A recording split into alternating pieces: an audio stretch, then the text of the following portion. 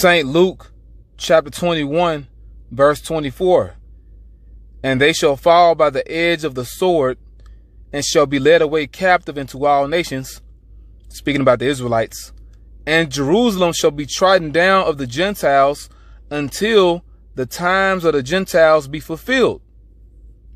And there shall be signs in the sun, and in the moon, and in the stars, and upon the earth distress of nations with perplexity, the sea and the waves roaring. All praise to our power, Yahawashi, by Hashem Rakah HaKodash. Double honor to our apostles and elders of Great Millstone who still rule well. Peace and blessing to the hopeful elect of Israel. Shalom. Black moon.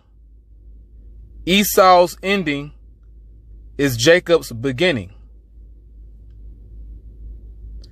Now there's going to be a black moon tomorrow night, and it's only going to be in America.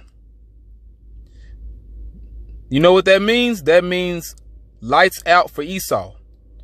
The end of his empire, the end of his rulership, the end of his world. Okay? Now reading this again. St. Luke chapter 21, verse 24. And they shall fall by the edge of the sword. That happened to the Israelites. That happened in 70 AD. In particular, the destruction of Jerusalem by the Romans, by the Roman Empire. Okay? And shall be led away captive into all nations. That happened to us. Beginning with what the Romans did to Israel when we were in Jerusalem. Okay? They led us away captive then into different nations, but this really came to pass during what's called the transatlantic slave trade. That's when we mainly got led away captive into all nations. Okay? We got carried across the Atlantic, but also we were sold to the east. So this happened to Israel. This happened already. Okay? And not just to the southern kingdom. All right. It happened to the other tribes as well. To the other tribes of Israel. It happened to them too. Because when Esau brought Judah, Benjamin, Levi from the west coast of Africa on cargo slave ships to the Americas, Esau turned around and put the other tribes on those same boats that they took us off of and sent them back to Spain, Portugal, and also England. You can look it up, man. And Jerusalem shall be trodden down of the Gentiles. And that's happening right now. Heathens are in our land. Gentiles are in our land until the times of the Gentiles be fulfilled. Meaning until the end of their world. Until their time is up. And their time is almost up. It's just about up. And the way that you know that their time is up, and there shall be signs in the sun and in the moon and in the stars. But the point is in the moon. And it says, and upon the earth, distress of nations with perplexity, the sea and the waves roaring. Right? Because, you know, the sea represents people. You have what's called a sea of people. You have uproars of the people. Okay? Different nations rising up against their corrupt governments. But the point is, signs in the moon. That's how you know the times of the Gentiles is being fulfilled. Now this is on foxnews.com. This is put up today, 9 hours ago. Black moon is coming tomorrow. What that means. All right, so let's read a little bit about it.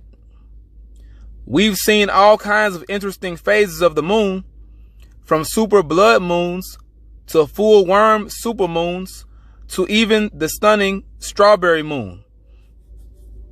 Signs in the moon, right? But tomorrow, July 31st, will mark a rare occurrence for Earth's natural satellite, a phenomenon known as a black moon. The rare celestial event will occur tomorrow in North America, marking the first occurrence since 2016. It's only in North America, though. That's an omen. Big things about to happen to this place that you call North America, because North America is Babylon the Great. Once again, lights out for America, man. The rest of the planet will see the black moon on August 30th. And this is all prophetic because America, North America, is going to be destroyed completely. But life goes on in all other parts of the earth. Okay? But America will be completely wiped out, blacked out. You know, and that's really the point on all this, you know. You can read more on your own. But yeah, there's going to be a black moon tomorrow night. And it's spiritual because the black moon is happening during the new moon. Okay? Which is going to be the start of our new Sabbath. But once again, Esau's ending is Jacob's beginning. It's spiritual, man. It's happening on the new moon. The black moon is happening on the new moon. So you have the end of an empire, and also you have the beginning of an empire. The sun is setting on Esau, but the sun is rising on Jacob. Okay? This is all spiritual, man. A black moon only in North America. Why? This is the end of Esau's world.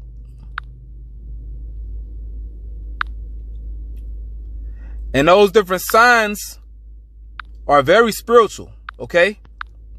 The signs in the moon and also in the sun, you know, you have solar eclipses, etc. But let me get some scriptures in the book of Genesis. Genesis chapter 1. Genesis chapter 1 and verse 14. And God said, which the word God means powers, the angels, the Elohim, and the powers said, let there be lights in the firmament of the heaven to divide the day from the night, and let them be for signs and for seasons and for days and years. Okay?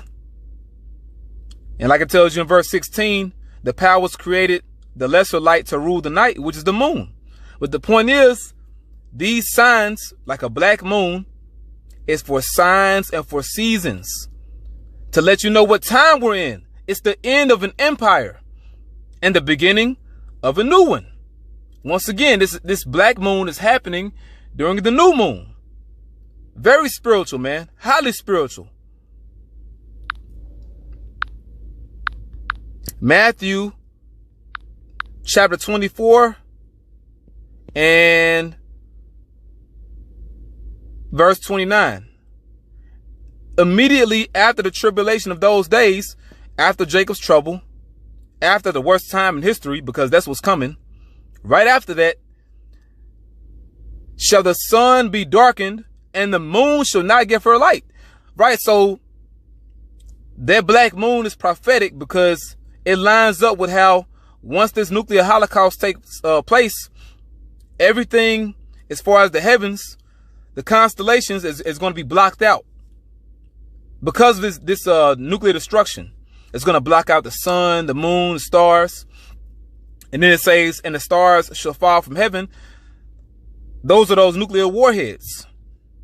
They're like unto stars falling from heaven. And the powers of the heavens shall be shaken, which are the current world rulers, the elite. Okay? They're going to be in straits. They're not going to know what to do when this nuclear holocaust takes place. Because, you know, scriptures tell you when he's about to fill his belly, when Esau is about to complete his new world order, the Most High shall cast the fury of his wrath upon him and rain it upon him while he's eating, which are those nuclear missiles dropping on his empire as he finally thought that he had his new world order accomplished. The Lord destroyed it, okay? Like the Lord says in Psalm chapter 2, why do the heathen rage and the people imagine a vain thing, which is that new world order? You devils, you're not going to continue ruling. You're about to go down, man. Okay? But that's the point. The end of an empire and the beginning of a new one. Okay? That's it, man.